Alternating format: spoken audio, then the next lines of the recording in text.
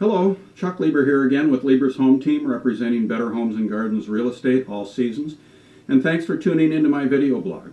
Today's episode focuses on taking out permits when you remodel. With some homeowners still finding themselves owing more on their homes than the home is worth, in order to gain some home features that they would obtain by selling and buying a home more compatible with their needs, these homeowners are deciding to do some remodeling. Too many of these people conclude that it's too difficult dealing with their city when dealing with building permits. Unfortunately, this can be a costly mistake. One homeowner that I know of performed a major home remodel without obtaining permits as required by the city. This remodel added substantial finished square footage to the home. When the owner subsequently attempted to sell his home, he was in for a big surprise. The seller decided to lie on the seller's property disclosure statement and indicated that the proper permits were obtained for the remodel. When an interested buyer and his agent looked at the county records, they realized that the seller had in fact lied, and they brought this to the attention of the city. The public records showed the square footage far less than the existing square footage, and the city got involved and did an investigation. The seller, being now highly motivated, went to the city's building department and took out the permits to cover the work that had already been performed. As is usual under these circumstances, the city levied penalties, so the cost of the permits was higher than they would have been had the owner taken them out before the work was performed.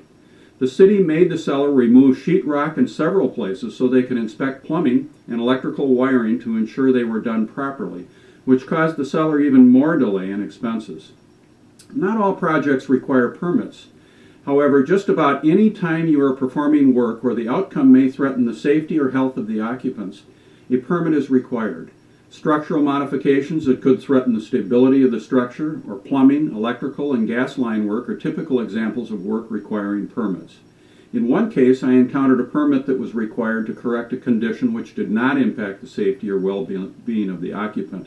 The existing sump pump emptied into the laundry tub rather than being vented outside as required by city code. Permits can be obtained by either the homeowner or the contractor. Sometimes it's less expensive for the homeowner to take out the permits.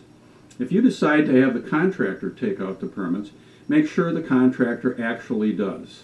The contractor should be willing to provide copies to keep in your files to make available if you should decide to sell.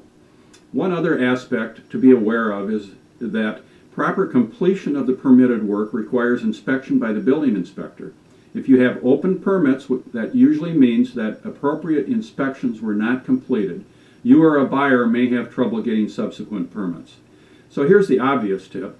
Even though you may save time and trouble at the time of the remodeling, if you don't get permits to perform the work when it comes time to sell, not only will you have to disclose the fact that the permits were not obtained, but it could delay your sale and become much more expensive than if you had obtained the proper permits to begin with. Again, I'm Chuck Lieber with Lieber's Home Team, representing Better Homes and Gardens Real Estate all seasons. Thanks for taking the time to view this episode of my video blog, and tune in next time.